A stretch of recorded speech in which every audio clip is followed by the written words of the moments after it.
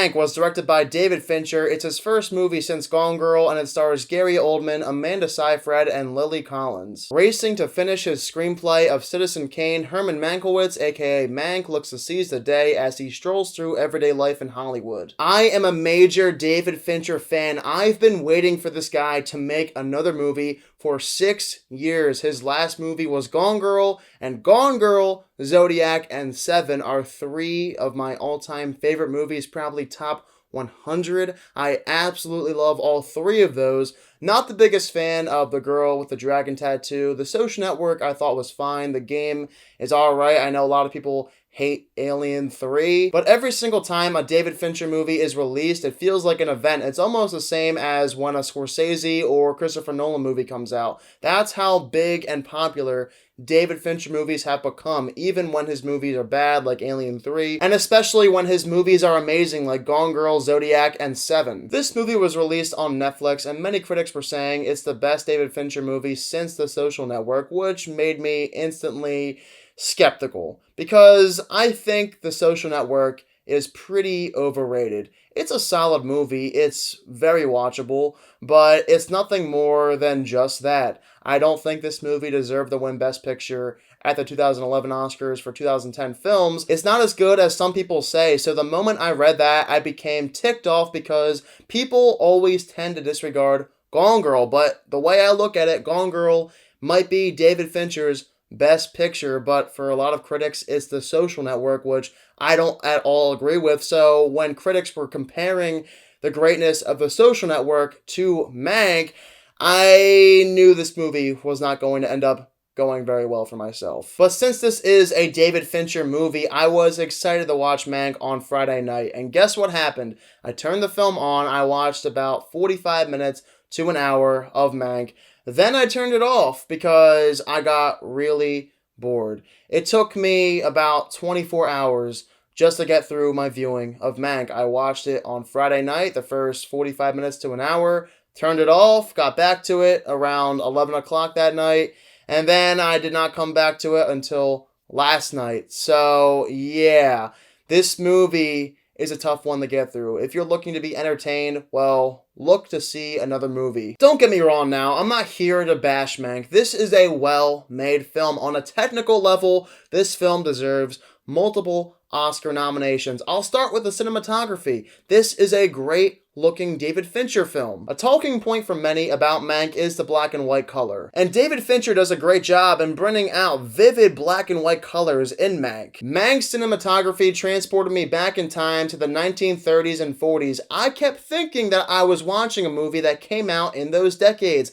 That's how well Mank captures those years of filmmaking. I absolutely love the cinematography in Mank. It is perfect for a film that's new, but makes it feel like it's a lot older than it is. And the performances coming from these A-list actors, as always, are phenomenal. Gary Oldman, every single movie the guy is in, he is excellent once again. In Mank, the man steals the show. If the Oscars are to happen this year, I guarantee you he will be nominated for Best Actor. Amanda Seyfried, Lily Collins, Charles Dance, you know exactly what to expect from these actors in 2020, and their performances are no different from any other performance they've given, because in every single movie or TV show that these actors are featured in, they're always on point with their acting, and it's not really a surprise here in Mank that they are amazing. Plus, I don't want to overlook Mank's writing. For a movie that's supposed to take place in the 1930s and 40s, this is how some people talked back in the day, and I think the writing should not be overlooked. I could see this movie getting nominated for Best Original Screenplay as well. So those, without a doubt, are the best things I have to say about Mank. When it comes to the film's storytelling, however, well, that's a completely different story in itself. Like Citizen Kane, this movie is not in chronological order. It jumps back and forth between the past and present multiple times. While that might work for a classic like Citizen Kane, I don't think it works as well for a movie like Mank. This film feels awfully jumpy, and I found it pretty hard to keep up with where we were in the past, and I don't see a valid reason to have it done that way other than the fact that this movie is trying to be similar to Citizen Kane, which it's not really at all. If I'm being honest with you all, I had a tough time drawing up the plot of Mank. I could not tell you what the real story of this movie is other than Mank trying to get through his writing process of Citizen Kane. That's where the movie is intriguing. But when the film goes back to the past, I found myself not paying attention to the film nearly as much as I was when the movie was taking place in present day. The film is very talky, there are lots of conversations, but not much substance in terms of story. Simply put, I did not find myself in love with Mank's story, especially not in comparison to other films from Fincher like Gone Girl and Zodiac. Those stories are 10 times better.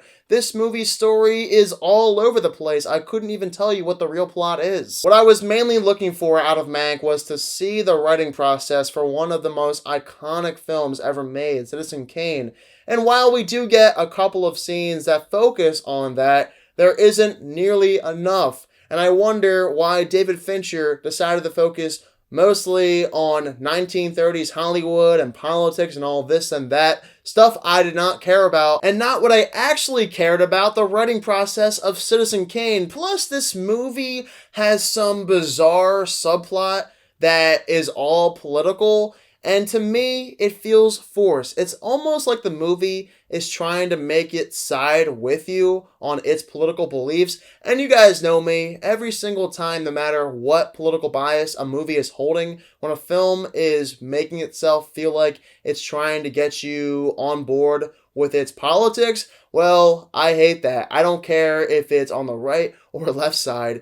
It's annoying. I don't need politics in my movie. I'm not completely sure if that's what the movie was aiming to do, but that's kind of what it felt like. So I'm not going to draw up any conclusions with that. But for me, that's what I was thinking while watching this movie. Maybe I would have more interest in Mank if I love Citizen Kane like some other people do. The movie is a classic, of course, but it's not one of my favorite movies. I think it's pretty slow. It's very long. I'm not in love with it like other people are. All in all, I knew what I was getting into before watching this movie. I knew it was not going to feel like other previous David Fincher films that he's made before, because this is based on a real life event, so it's supposed to be taken more seriously and not as far-fetched as his other films, like Seven, for instance. But even if it's not supposed to feel entirely like David Fincher's other movies, it's disappointing nonetheless because it's not nearly as good as his other great films. This movie might be one of his lower tier films. So especially for the reason that I had to wait 6 years for another David Fincher movie for it to only be extremely underwhelming, I'm giving Mank a 56%. Alright guys, if you also happen to see Mank on Netflix this weekend, be sure to let me know below in the comment section what your thoughts are on it. Do you love it, or do you think it's a really disappointing David Fincher movie like I thought? Also, if you guys did not realize, I decided to create a new intro, and as you'll see in a little bit, I made a new outro. So, really exciting stuff. I am changing up a few things on this channel because I hate when things get stale, so I thought it was time to change the intro after 4 years now, I think. Let me know down below in the comment section what your thoughts are on that. And as always, guys, if you are new to my channel, click the subscribe button and give this video a thumbs up if you enjoyed it. Thank you all so much for watching this video, and I hope you all have a fantastic day.